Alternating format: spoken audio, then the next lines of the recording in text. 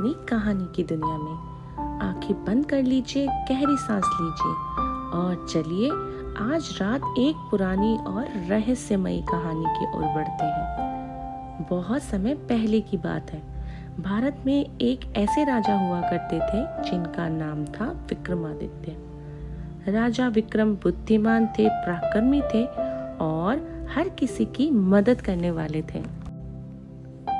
उनकी वीरता और न्यायप्रियता की कहानी दूर दूर तक सुनी जाती थी।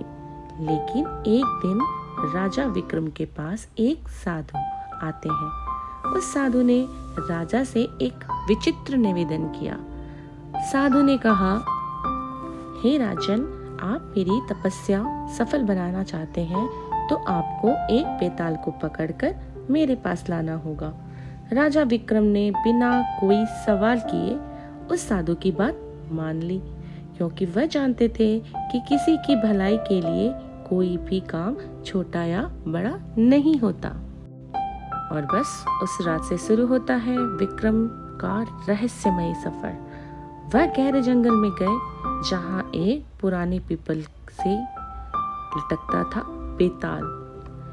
बेताल जो सिर्फ एक साधारण प्राणी नहीं था, वह एक ऐसा आत्मा था जो कहानी सुनाता था। हर बार राजा विक्रम बेताल को पकड़ते और बेताल एक नई कहानी सुना देता। कहानी के अंत में वह राजा से एक कठिन सवाल पूछता है। अगर राजा सही उत्तर देते तो बेताल उड़कर वापस पेड़ पे चला जाता, और अगर राजा चुप रहते तो बेताल उनका सिर फोड़ देता। तो आज रात आप आराम से अपने बिस्तर पे हैं, आप भी सुनिए वही कहानियाँ विक्रम और बेताल की जुबानी। तो चलिए चलते हैं अब कहानी की ओर। राजा विक्रम ने वचन दिया और अंधेरी रात में अकेले जंगल की ओर निकल पड़े। चारों ओर सन्नाटा था, हवा में हल्की सी रहस्यमय सुगंध। वह पुराना पीपल के पेड़ के पास पहुंचे जहां उल्टा लटका था बेताल। राजा विक्रम ने बेताल को कंधे पे उठाया और चल पड़े। तभी बेताल ने हंसते हुए कहा, राजन, मैं आपको एक कहानी सुनाऊंगा। अगर आप जानते हुए भी उत्तर नहीं देंगे तो आपका सिर फूट जाएगा, लेकिन उत्तर देंगे तो मैं वापस उड़ जाऊंगा। क्या आप तैयार हैं?